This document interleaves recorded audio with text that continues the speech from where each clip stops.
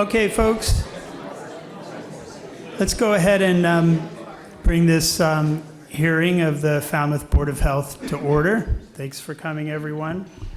Would one of the board members like to read the mission statement?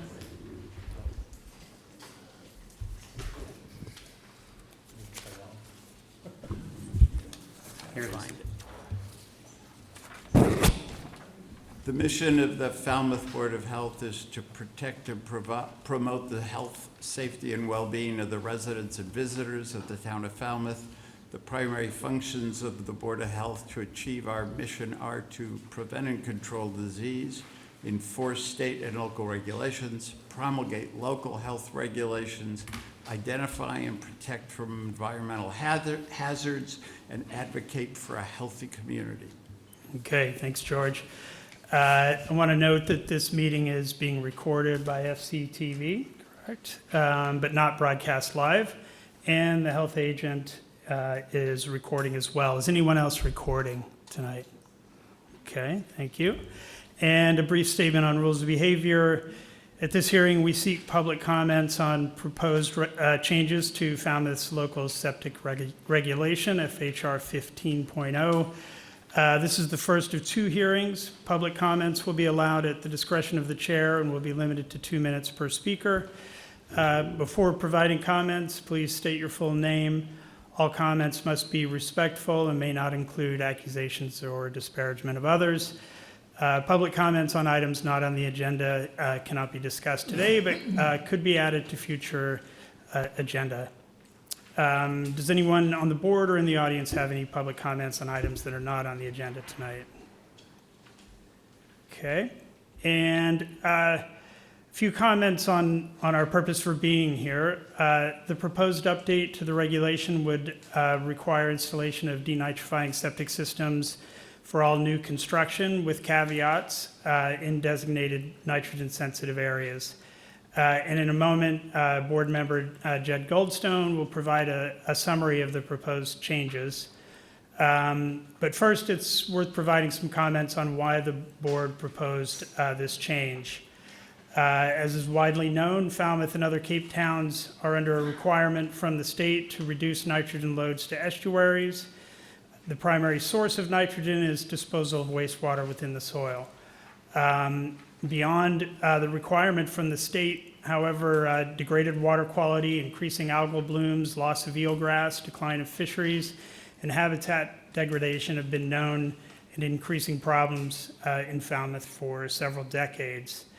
This is a critical problem additionally because the natural environment, including our estuaries, wetlands, and freshwater ponds, are critical to Falmouth's economy. Action to mitigate the problem has accelerated in recent years. One response has been the development of denitrifying septic systems by private companies and extensive testing of those systems at the Septic System Testing Center and through monitored deployments in the environment.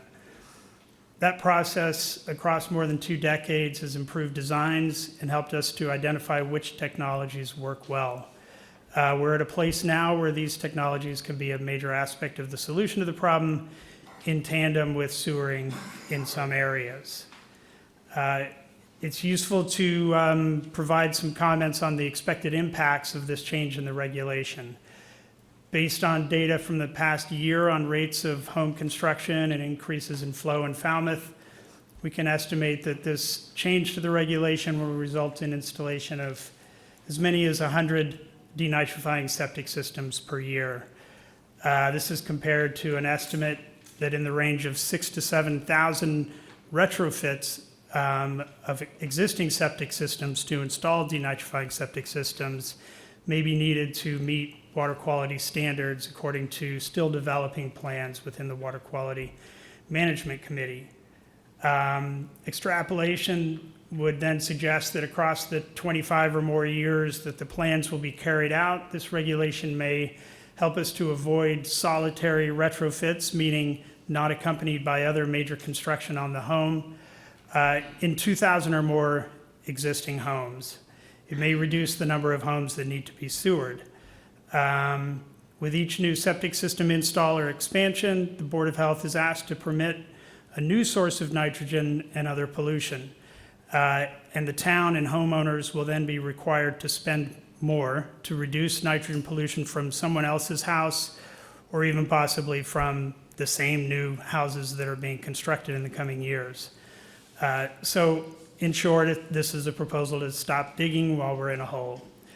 In terms of cost, it may be about $30,000 to $35,000 to install a denitrifying septic system. Our understanding is that maybe in comparison to about $15,000 to $20,000 for a standard Title V septic system. There may be others here tonight who can shed more light on expected cost. And lastly, it's worth noting that other communities around Buzzards Bay like Westport, Marion, Wareham, and Tisbury have passed similar regulations already. So we have some correspondence that I'll note first before moving on to summary from Jed. We have a letter from James Rakowski in support of this measure. We have another from Natalie Garfield, another resident in support. We have a letter of support for the regulation from Kathy Smith and William Durgan. We have a letter of strong support from the Buzzards Bay Coalition President Mark Rasmussen. And I want to thank Corinne Peterson from the Buzzards Bay Coalition as well for her steady support during these deliberations. We also have in our packet an article in the Falmouth Enterprise authored by Eric Turkington, raising several important questions about this action, and a letter from Michael McGrath, developer of the Ruck septic system, that is opposed to this action. And we have in our packet as well, or actually passed along from board member Goldstone, a comment from Steve Rafferty, chair of the Water Quality Management Committee, and perhaps Steve will want to elaborate on those comments during the hearing. So before we move on to the summary, are there any other comments from Board of Health members? Go ahead. Yeah, I can really think of no better sort of metaphor as what you already stated. If you don't like the hole you're digging in, stop digging. I know that some people have read the article by Mr. Turkington in the Enterprise, which touted me as an expert in this and trying to figure out why I would suggest that anybody put in any system that's in provisional use approval. And I can only state that I live this stuff. That's all I breathe for at least 8 hours a day, and I think more than that. And the technologies out there, as has been stated, have been improved over the recent years. And we monitor them in the field, and there are 2 provisional systems that meet the best standard. They're on the DEP Bennett list, best available nitrogen technology list, as provisional. And I would state for the record that I believe the performance of both those systems are as they move into the general use approval will stay the same and remain on that list. So that's pretty much all I had to say. Yeah. Okay, thanks, George. Anything else? Okay, Jed, you want to take it away? Do you want me to pause for comment in between slides or just go through everything? I would just go through them. Okay. So I'm gonna just go over here.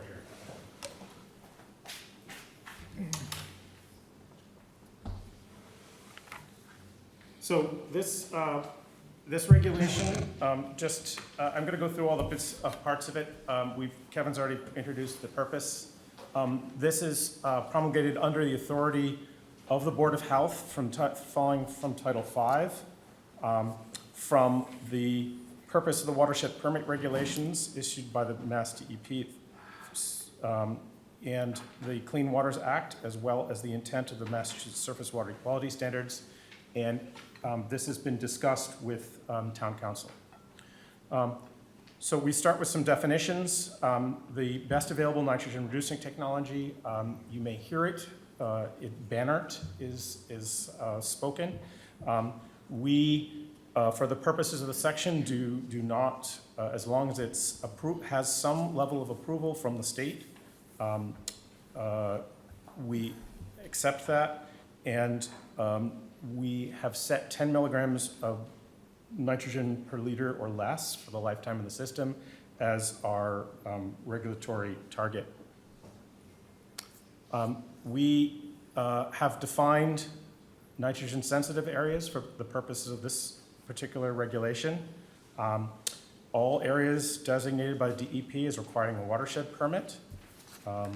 Those areas defined by Title V, which is 310 CMR 15, as either public or private water supply protection areas or natural resource protection areas. Those watersheds determined by the Commonwealth to be nitrogen paired and listed in the Clean Water Act, Section 303D. And the Black Beach Great Sippowisset Marsh District of Critical Planning Concern, defined by the Falmouth Wetlands Protection and the Conservation Commission Wetlands Regulations. This is a draft GIS regulation layer.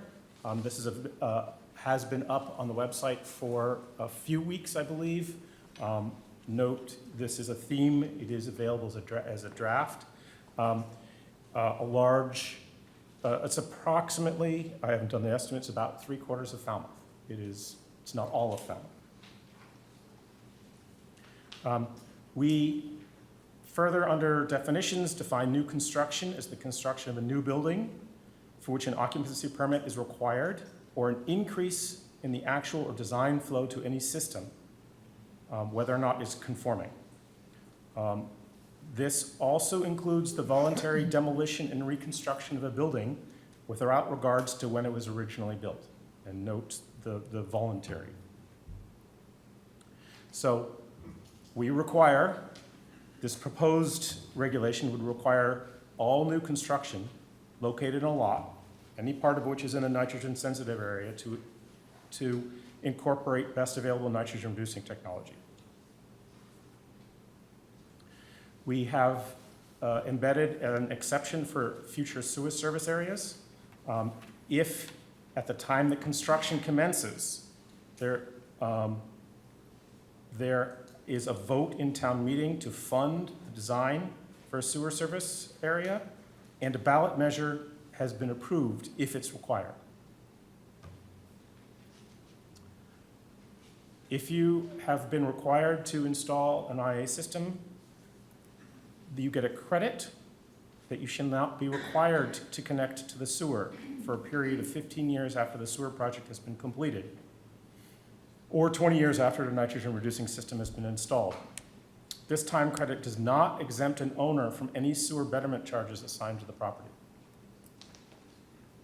If the system fails or fails to operate as approved, as following Title V, the structure must connect to the sewer on a schedule determined by the Board of Health. And that is the last slide. So I will return this to the chair for any other comment. Okay, thanks, Jed. And we'll now open it up to public comments.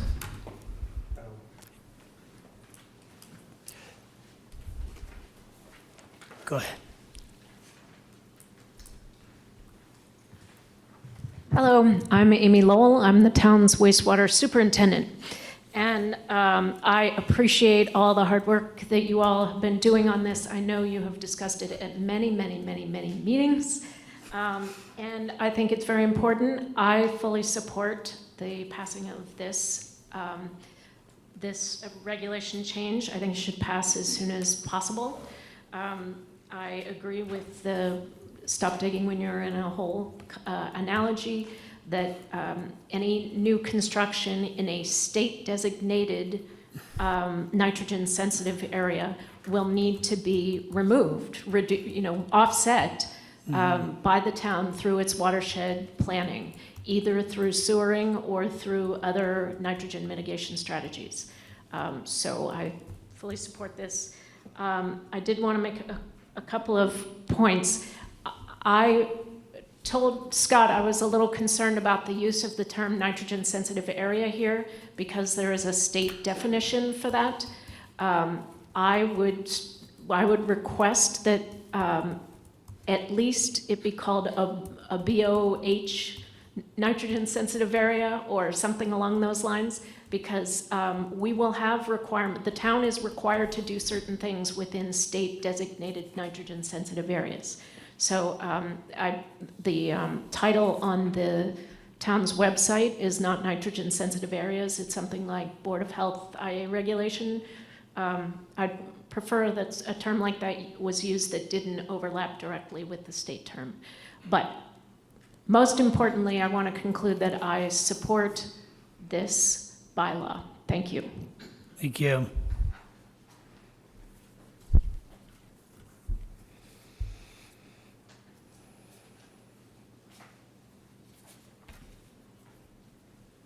Since I got called to come up, I'll come up. I'm speaking now not as my role in the Water Quality Management Committee. I'm speaking in my past experience in running the water department for the town of Falmouth. We have a very, might be a singular condition in the Commonwealth of Massachusetts, in that our largest water supply, Long Pond, is designated by the state as a surface water body, when in fact, it's a groundwater supply. There is no stream in, there is no stream out. The surface water regulations in the Commonwealth say 100 feet from the top boundary of the watershed is protected. If you've ever taken a walk around Long Pond, the trail is basically the top of the watershed. It's a serious kettle hole. So think 100 feet away from that is the only area that's protected. A number of years ago, Kerfeld put together some maps that got adopted by the town as a regulation with the zoning board for water resource areas. When I was in the department, we, commented on multiple times some developments on Brick Hill Road and other areas. Sometimes we had success getting, IA systems in, other times we didn't. But I would ask you under your definitions to revisit, including from that one map, the watershed to Long Pond so that we can minimize nitrogen and other things getting into the town's major water supply. Thank you. Thank you. I have a question. Go ahead. Steve, before you disappear. Steve, before you disappear, I have a question, if you may or may not know the answer to this. The town is required to have a surface water supply protection plan. Yes. Do you know whether or not the drinking water resource protection area is addressed in that plan? I believe it is. I would have to go back and look at it. The issue, Jed, over the years has been that if somebody wanted to do a 40B, town regulations do not apply.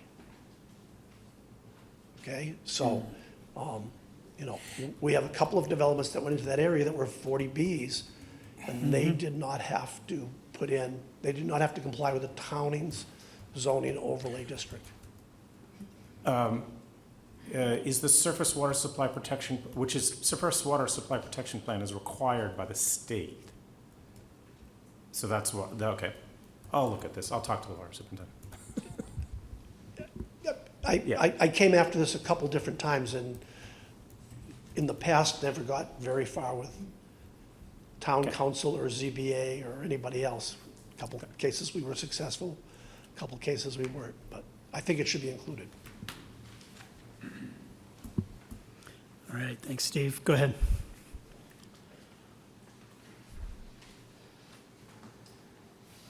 John Kaufman. I have a concern with the number 4 credits for installations of the best available nitrogen reducing technology in sewered areas. So if you're a house and you're on, let's say, the east side of Great Pond, you're probably going to get sewered. All the maps that have been shown put you in a sewered area, but there's been no vote yet. No money has been appropriated to support that. So you would, according to this document, have to get an IA system if you're building a new house. And it says you wouldn't have to connect to the sewer for some period of time, but you would still be responsible for the betterment charge? It's not addressed here at all, but that will be a significant amount of money connecting to there. That is correct, because the building of the sewer and the paying for the building of the sewer, which is a one-time initial capital cost, is dependent on people paying their betterments, basically. So even eventually, the house would have to connect to the sewer, and it has to be there for them to connect to it. And so in order for it to be there, people have to pay for it. I guess it seems like it's a double charge in a sense. We You're paying for the IA we are aware of that. system. One thing is to remember that we are talking about places that may not be sewered for 20-plus years. And Yes. so if a house is built now, we need to capture that nitrogen before it goes, before the sewer can. No, I appreciate that. It's just people have to realize that they're going to have to pay twice. You know? Okay, thank you. Yeah, go ahead.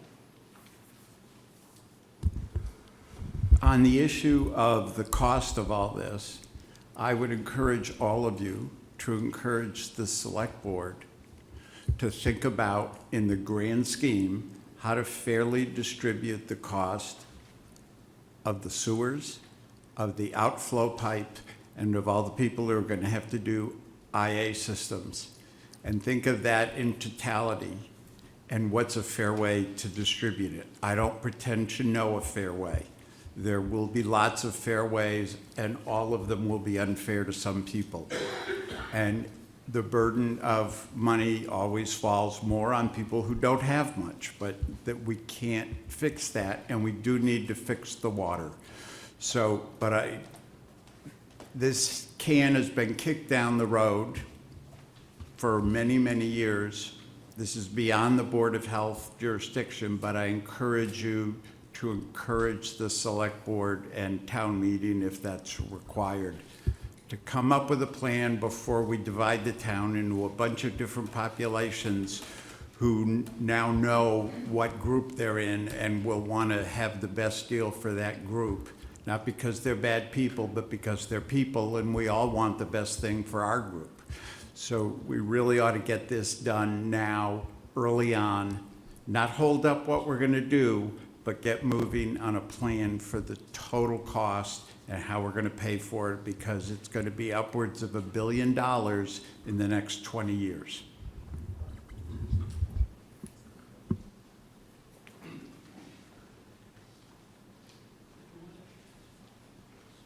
I'm Kim Comart from the Falmouth Pond Coalition.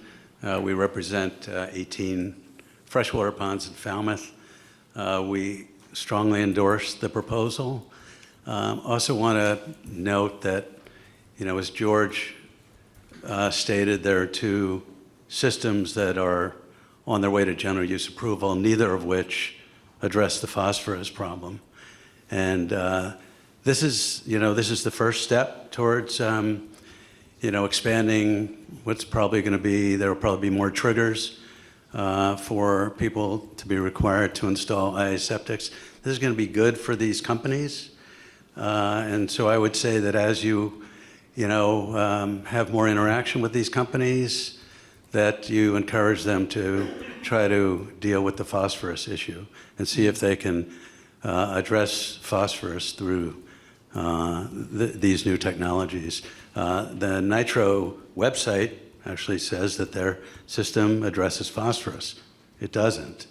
So I think this is just something we hope that you'll pay attention to as these systems become more commonplace. Thanks. Thank you.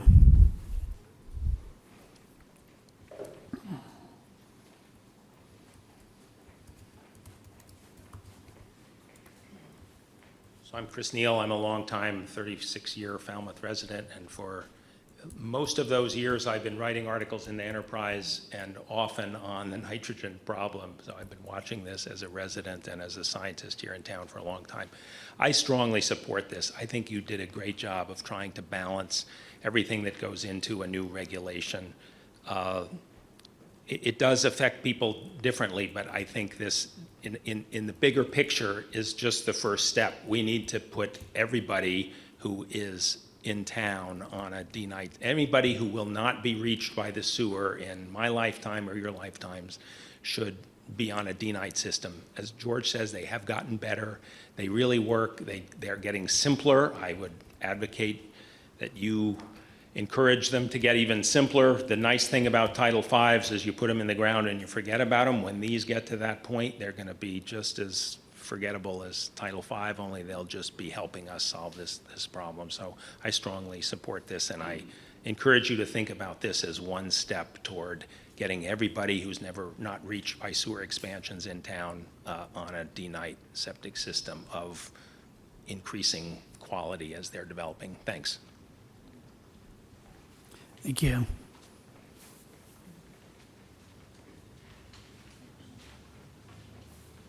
Good evening. I am Laura Moynihan. I'm the Executive Director of the Falmouth Housing Trust. Also want to thank you all for the work that you've done on this regulation. We are a nonprofit housing developer. We certainly understand and appreciate the balance that needs to happen in the community between water resources and open space and housing. And we do have a housing crisis. We're familiar with the advanced treatment technology. We're installing 5 nitro systems now at our current project in Wacoit at significant expense. Thanks to the generosity of the 300 committee that was able to come to fruition. My comments here really are directed to ask you if you have thought about or considered the impact that this regulation will have on the deed-restricted affordable housing units in the community right now. There are about 170 home ownership units in the community. Some of those are 30, 35 years old. So there will come a time when a voluntary replacement of those units might be necessary. So I'm wondering if there's been any thought to possibly exempting deed-restricted affordable housing units from the mandatory upgrade requirement if there is a need to replace that home. Number one. And that might be just simply an exemption language for any deed-restricted affordable housing unit to be added. The second comment I have is with respect to accessory dwelling units, and if there has been any discussion among the board members about how this impacts ADUs. So the ADUs now are mandated by the state, and the state regulations essentially state that there can't be a local regulation that's more restrictive on an ADU than would apply to a single-family dwelling. So the way the regulation's drafted right now, somebody could build an ADU, it looks like, within an existing home, and as so long as the design flow for a conforming system is not increasing, that would not require the advanced treatment. But if the owner built a detached ADU, which would be a building requiring an occupancy permit, that would trigger the advanced treatment. So it seems like maybe there's a discrepancy there, and also the state regulations say that the municipality can't impose a regulation on ADUs that would make it financially infeasible, in effect. I mean, that's the short version. So I guess my point is that as we move towards the state-mandated ADU production, if those issues have been thought about in these regulations, and if town council has reviewed the proposed regulations with the potential non-compliance issue with the state ADU requirements. So I would ask if anybody has any comment on that. And also perhaps some clarification on a detached ADU. So if we're going to be exempting an interior ADU, maybe we should be exempting a detached ADU as well, so long as the design flow to a conforming system is not increasing. Thank you. George, Okay. Oh, it's all right.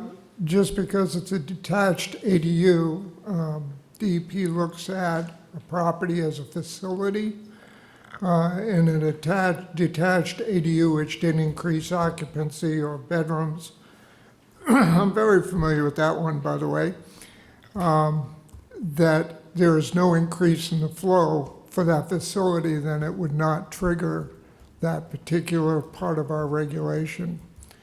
As far as what it would do in the long term, should somebody want to increase the flow to an to a house by increasing a bedroom, yeah, we would have to definitely look at how our regulation, I know how it should cause the increase in flow would increase the requirement for the alternative septic system.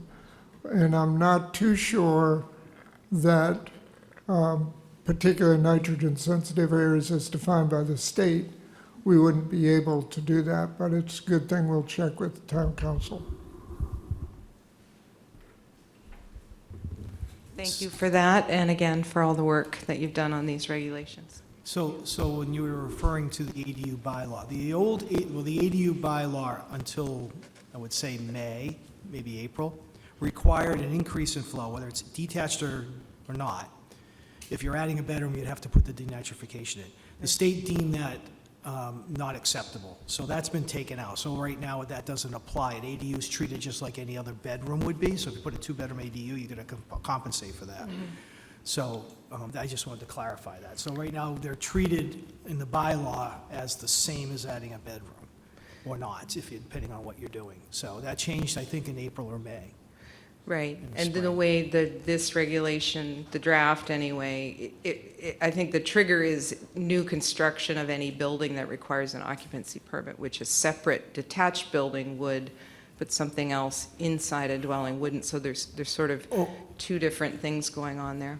So anytime you add a bedroom, it's new construction under Title V. So if it's inside or outside, I would interpret that as requiring a denitrification because you're adding a bedroom. So adding a bedroom to an existing home is new construction. So if you had an ADU and you added a bedroom, or you just added another bedroom in a 4-bedroom home to a 5 or whatever, both would require under this a denitrification. So new construction, just to let everybody know, new construction means a little bit different in Title V. It doesn't mean you're building a brand-new home. It could be that you're raising, rebuilding an existing home, that's new construction, or your old, the home that you've been in forever is going to add a bedroom to it. That's also new construction under Title V, and therefore would be captioned with this requirement. Yeah, I mean, I guess I would just appreciate if it's looked at, because new construction that requires an occupancy permit, I think if you're altering an existing building, you don't always need an occupancy permit. You just need building department signs off. So it's that occupancy permit language. I just think it's an important issue, and obviously housing is important to the community as well, and we want to get it right with this regulation. So that's really the point, that maybe if those things could be kind of checked and looked at. So I just want to clarify, new construction is usually, in this case, is increased flow in a watershed. So Yes. if you build an ADU and you subtract a bedroom from the non-ADU, it's not an increase in flow. Yeah, I understand. I think yeah. it's the requires an occupancy permit language. Okay. Yeah. But again, thank you. I think it doesn't matter, if it doesn't require an occupancy, if you increase flow by increasing the number of bedrooms, with or without an occupancy permit, it doesn't matter. Whether it's in the same building or added another building, it doesn't matter. It's adding a bedroom. So I'm not sure what I don't understand your concern about the occupancy permit It's the number of bedrooms. I think Period. I'm just not sure it's clear. That's my point. That's all. Okay. Yeah. And also, in terms of the cost effect on people, I would encourage you to encourage the town to look at the big picture and think about what's fair, because that's really beyond our scope. And we can't change that. It needs to be done otherwise, but I think it's very important that it be done. Yes. Okay. Thanks very much. Thank you, and I agree. We'll chat with town council to see whether there's a conflict there. Go ahead, Scott.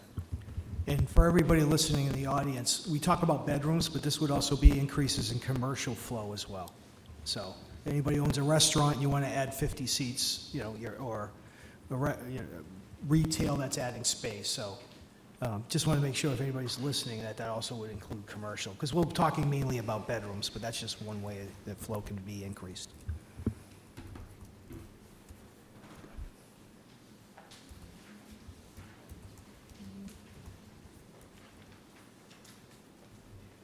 Thank you. Mike Borselli, 82 Cobblestone Lane, North Falmouth. I had a question, or I guess looking for a clarification. There's a lot of talk about increases in flow, but there's one provision of the regulation that talks about demolishing and reconstructing existing houses. It's common at times to demolish a 3-bedroom home because it's just in such a state of disrepair or old enough that it doesn't make sense to renovate it. And when you reconstruct it, you maintain the same number of bedrooms. So you may have a 3-bedroom house that you demolish, and then you want to tear it down and rebuild it and still have 3 bedrooms. That's not an increase in flow. It seemed like there was a provision that talked about that that's a little unclear to me. So I'd like clarity on that. Thanks. Thank you. Anybody want to go on that? That's pretty clear. It's very clear. If you voluntarily demolish a house and rebuild one on the same site with the same footprint and the same number of bedrooms and the same flow, for this regulation, it's considered new construction. Doesn't matter when the original house was built, and they have to do an IA if they're in a watershed. And this is different from the state Title V, which exempts houses built before March 31st of 1995, and we explicitly didn't want to do that. My only point is there's a lot of emphasis on increasing Yes, flow. we understand that there's not an increase in flow if you demolish a 3-bedroom house and build a new 3-bedroom house, but we intentionally put that in there because we believe that should require the installation of IA system. As opposed to adding an ADU and eliminating a bedroom from the main house, for instance, so there'd be no net increase in bedrooms, then you do not have to do it. It seems like there's a little inconsistency, that's all. It's different on purpose. Okay. But you're right, it is distinct from the other features. And the logic there in part was that there's major construction happening on the site, and so it's a less disruptive time to replace the existing Title V system. With the idea that we're going to be doing a lot more of this as we go, and this is a kind of a small first step to get the industry going.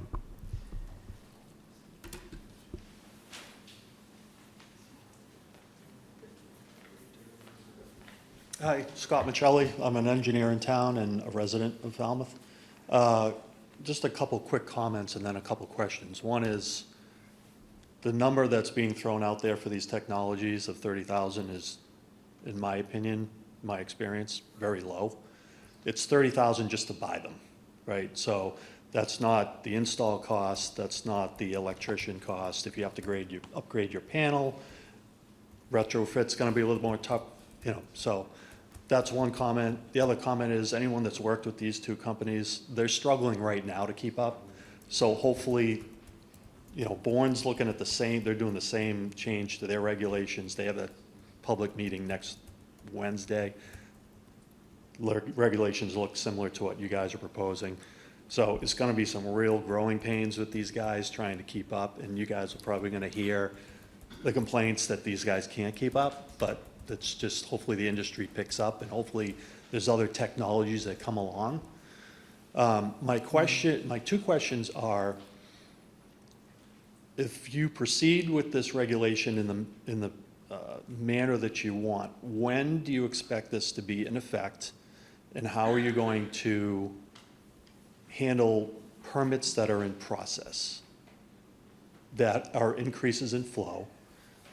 And then kind of another broad question is, obviously you're just handling increases in flow, and are you expecting that at some point you're going to have to mandate it for no increases in flow, and that you're going to have to do this technology for even regular, 3-bedroom to a 3-bedroom? Are you going to have to do that in the future? Go ahead, Scott. Thank you. So since I'm the person that reviews the building permits, there's going to be a start date of the Board of Health, whatever that start date of the regulation if they vote for it. The day before, all the building permits are going to be cleared out. I'll look at every building permit applied for prior to that, right? And then there'll be a date at which the regulation starts. And after that, I get a building permit in after that date, then it would be applied. So I don't know what that start date is. We're not that far down the line, but I'll make up a date, January 1st. So December 31st, I'm working really hard to make sure everybody's building permits fall under the old regulation, and then January 2nd, we change. That's how I would envision it, at least from my standpoint on the building permit and/or septic, because the way it's written, it says increases in actual or design. So actual to me would be the building permit application showing an additional bedroom or new home, or a septic application that shows an increase in flow, because it says design or actual. Right?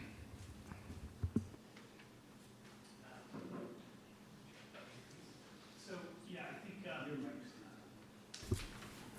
Okay.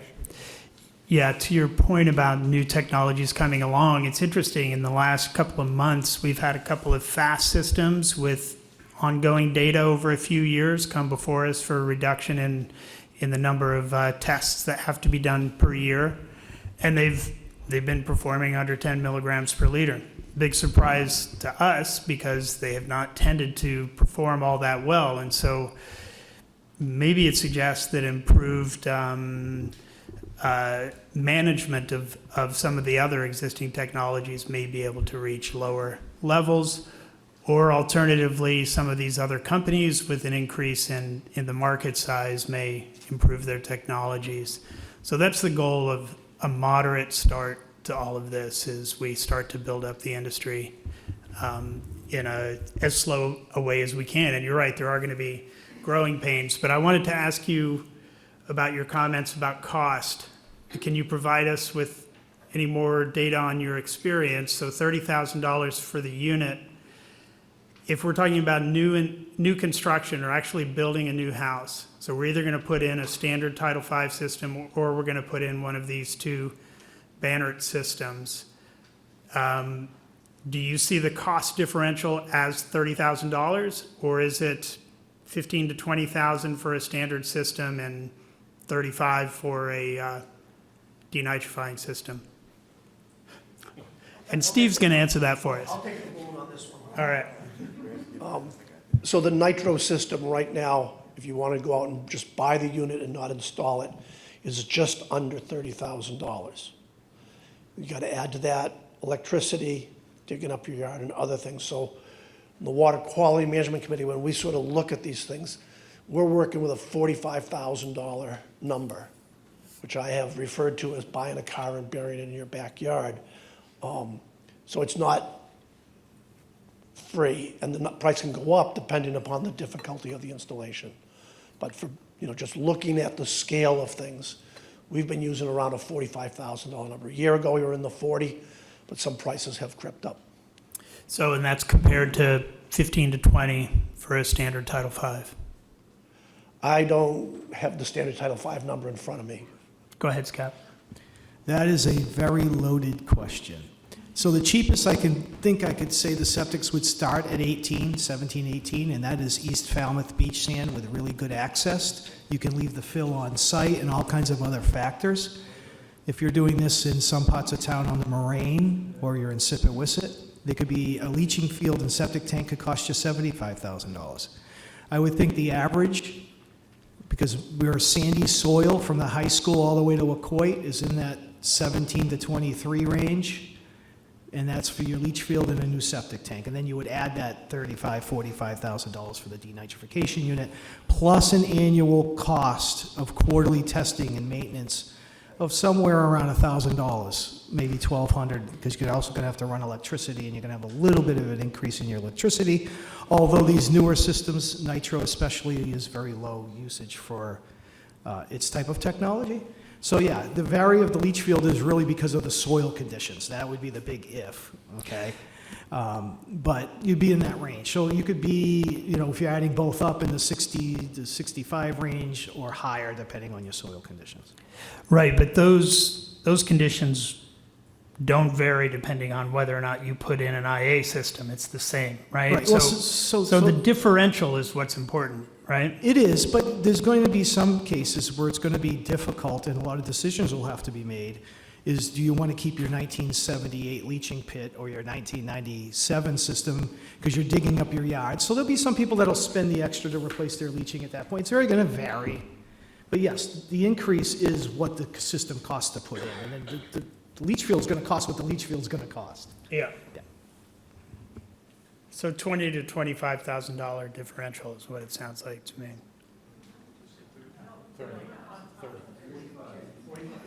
45 versus 20. But that's assuming you're not changing your leach field out. That's just to put the unit in and keeping the leach field. So if you're building a new home, you're still paying that extra for the leach field. Can you use that microphone instead? Sure. It's not working well. Is this one better? Maybe it's just me. So if you needed to put a septic system in today, and you're in East Falmouth, you're paying about $20,000 for a whole system with no denitrification. Then you're adding anywhere from 35 to 45 on top to add the denitrification unit. If you're retrofitting, you're probably not going to, for this regulation, doing a lot of retrofitting because your leach field is already only sized for the number of bedrooms you have now, and this is only kicking in for new homes or added flow. So you're doing your leach field by and large already because the vast majority of people don't have extra capacity in the system. And any system built before 1995 automatically can't be increased in flow. So most septic systems are probably still older than 95. The ones that are after 95 are probably built directly to the number of bedrooms that exists. So odds are, if you are adding bedrooms to an existing home, you're probably going to do the leach field and the IA. And so that gets where you get to you'll probably be 60 or 65,000 for the both units.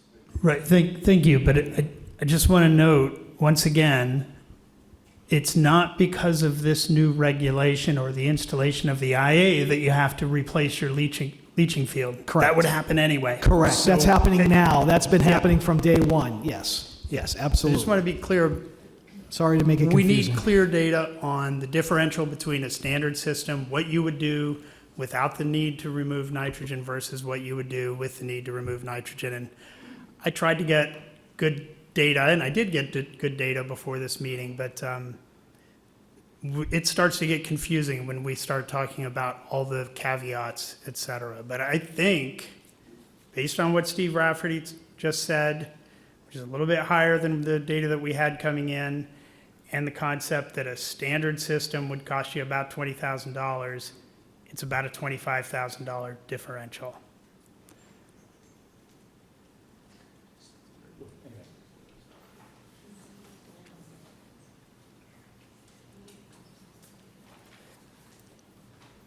John Densler, North Falmouth. The population in Falmouth in the summer is much greater than it is in the winter. And in your testing requirements, you said it requires like 4 times a year to be tested. Now, if you have people who are only here 3 months or 4 months of the year, and they're not here in the winter, why should they have to be tested when they're not here and there's no flow? Doesn't seem logical. Okay. The testing requirements for any of the systems are outlined in the approval letter. And if you read the approval letters, there is a different schedule for those houses occupied seasonally. And it's not 4 times a year. Yeah, it's just when occupied.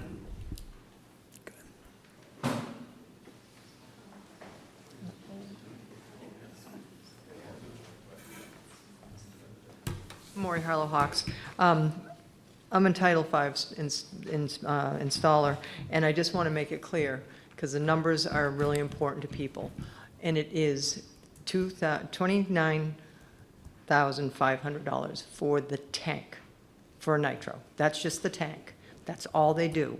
They don't dig the hole, they don't put in the electric, they don't redo the landscaping. For new construction, it's totally different. It's a clean slate. For all these older homes, it's very expensive, especially if you're on the west side of town, which is a very high nitrogen-sensitive area. And we have boulders, and Scott's right. I mean, you can go from over here sand and over here boulders, and you added $20,000 because you have to bring in somebody to break up rock. So the real number is not 29.5. I mean, that's just the tank. It's 4,000 roughly for an electrician.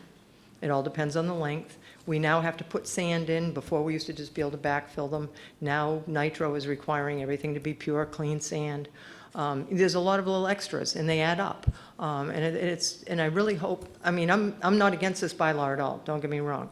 I think it's a great direction we're moving in. Ms. Moynihan, the only thing that I would say is the highest density areas of nitrogen loading are where we have the densities of affordable housing. And I really hope we do not exempt them. I hope we help them. But to exempt them would be absolutely ludicrous and painful to all the people that have to pay for it. And they're the least dense, especially the people that only live here or come here 10 weeks out of a year, and they're putting in a nitro. And then you have a dense one like the one on Sandwich Road, and they don't have to put one in. So I really do hope that you don't exempt them. We just try to help them finance it. Thank you. Thank you.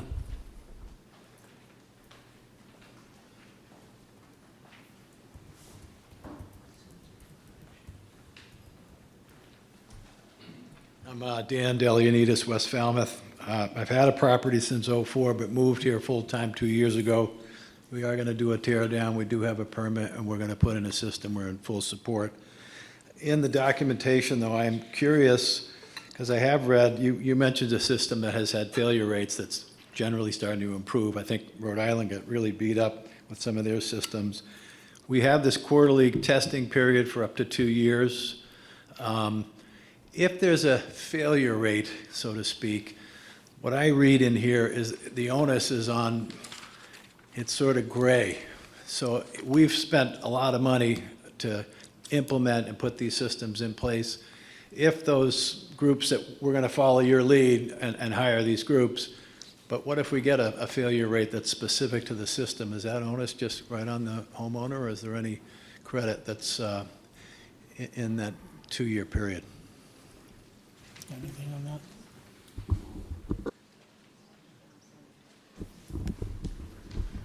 Well, I don't know particularly what system you're talking about, but the regulations in Falmouth allow for an owner to show whether the system has really failed. It also gives a real tiered approach to what to do if your system is not performing. But undoubtedly, there'll be some systems that just fail. They don't live up to what they're supposed to. And in those situations, the Board of Health will do as much as they can to guide your maintenance provider toward a right answer. But we know that in any population of systems, there'll be some that fail and some that don't. And the board is usually, we hear these and try to work with an owner, but at some point in a nitrogen-sensitive area, there will be times when a system will have to be replaced with something that works better. What we found in the early years of IE systems, everybody went toward the systems that had the least capital cost, at least the initial cost. The electrical costs were something different. That's why we're sort of moving off of just allowing any general use nitrogen removal system that was approved to be used in the old nitrogen sensitive areas, which were primarily just water supply areas. That's kind of funny. We're more protective now. We'll have to get better performance in marine areas than we will in our water resource areas. Strange, but it's the way it is. So in answer to your question, if you put in a system in good faith, a system that has proven approval and 90% of the systems are working, and your particular system doesn't work for some reason, after you've gone through all of the allowances in our present regulation, which talk about steps to take to prove whether it's really failing or not, then the Board of Health at some point might make you replace that, but we have not done that yet.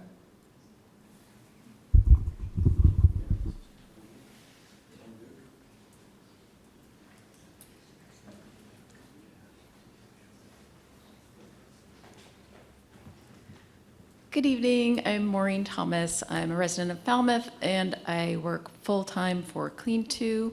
I'm not coming up here to make a sales pitch for the nitro. I simply want to clarify some costs. And for systems that are up to 4 bedrooms, the cost for a nitro is $23,500. Anything larger than a 4-bedroom is a $29,500 cost, and I just wanted to clarify that. Thank you. Thank you.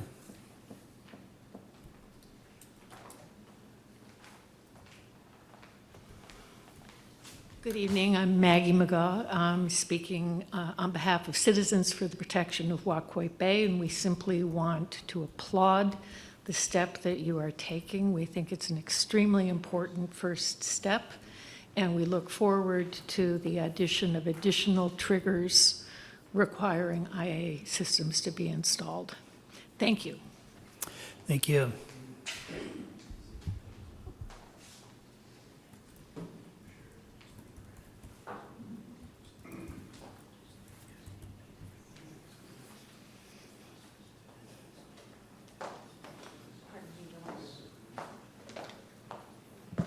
Good evening. For the record, my name is Corin Peterson. I'm here on the behalf of the Buzzards Bay Coalition to urge the board to pass the regulations. I want to begin by thanking the board for the careful and thoughtful crafting of this proposal and taking a critical step towards halting new pollution in Falmouth's waters.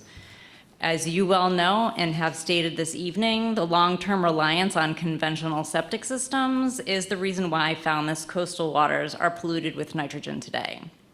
Therefore, adding more Title V systems that are not designed to treat for nitrogen, only adds more pollution to Falmouth's waters. In order to repair the existing damage to the town's waters from on-site septic systems, the town's making substantial investments in expanded sewering and wastewater treatment. In the densest parts of town, expanded sewering will replace existing septic systems and stop the flow of nitrogen to the town's waters. It's critical that while the town works to eliminate existing systems through sewering, that new homes are not built on conventional systems. In other words, this regulation recognizes the need to stop future pollution and protect the town's investment in cleaning up their waters. So the coalition urges the board to act quickly to pass these regulations and join the other communities that have done so around Buzzards Bay.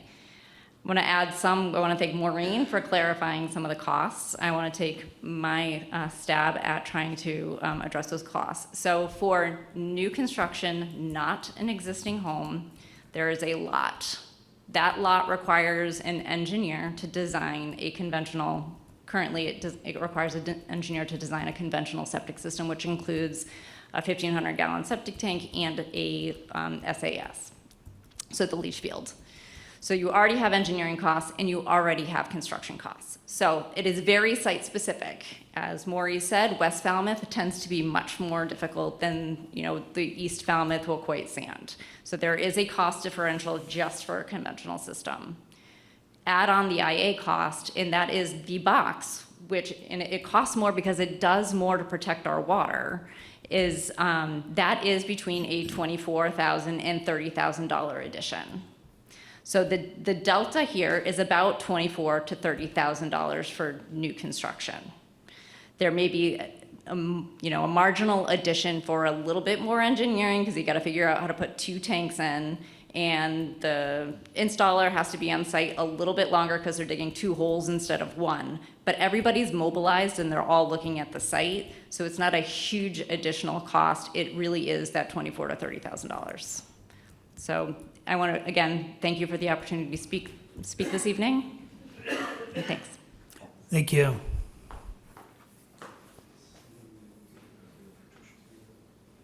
Anyone else?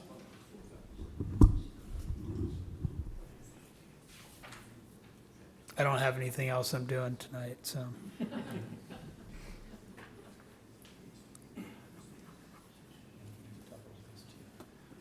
What is it?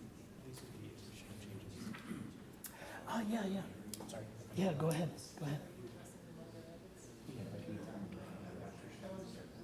Yeah, good point. You want to go?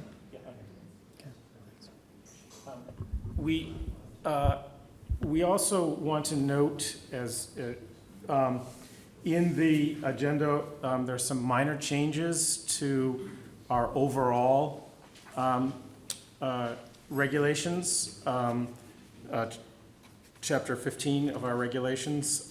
Specifically, there was a couple of errors in the original regulation. We left out some words. So on page, you may or may not have them, but on page 1, 15.2.2, we need to insert 310 CMR to properly reference Title V.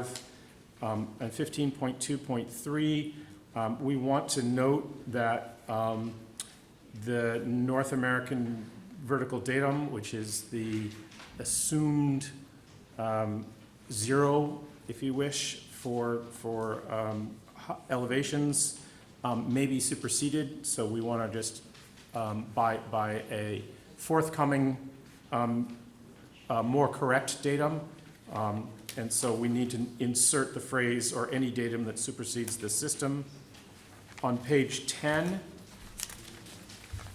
under 15.13, requirement for the use of shared systems, and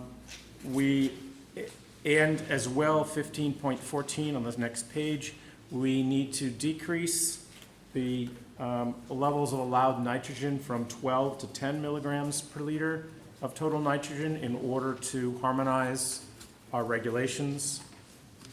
And somewhere there's an insertion of a period. There's a couple of punctuation, deletion of a period on 15.5, which I'm sorry is on page 5, 15.5.3. I think that's about it, right? So we'll take kind of comments on that, but those are pretty minor. But legally, we're bound to announce those and have a hearing on them. So. Thanks, Jed. All right, one last call. Any more comments? We're going to do this again, so come back. Maybe not here, though. Maybe not. I don't know. Do you want a date? For the next hearing? So you currently have a regular scheduled meeting for the 15th. 15th, 18th? 15th. You, for not this upcoming Monday, the Monday after, you had a regular meeting. I believe it's the 15th on a Monday? I think you're off. Am I off a day? Oh, there you go. Let me look at my calendar. You're saying September 15th, we can't hear you. Yes, September 15th. We have a regularly scheduled meeting September 15th. Yeah, so that's not going to be the hearing unless you want to add the hearing. I need to repost, I'll have to put in the paper that we're having another hearing. I have to do that 14 days in advance. So the earliest you could really do it is the 29th. If you want to have a regular meeting and then have a hearing again on this on the 29th, that'll work because it'll give me the 14-day notice in the newspaper. I think during a regular meeting makes a lot of sense, because I think our turnout will be much smaller. Yeah. Okay, so your next regular meeting will be the 15th. That's too early for me to be able to post for a public hearing. So on the 29th then, Yeah. And then you can have a combination hearing with the other stuff, business that might come up. Okay? Yes, yes. Thank you. So we'll have our second hearing on September 29th during our regular meeting at Town Hall.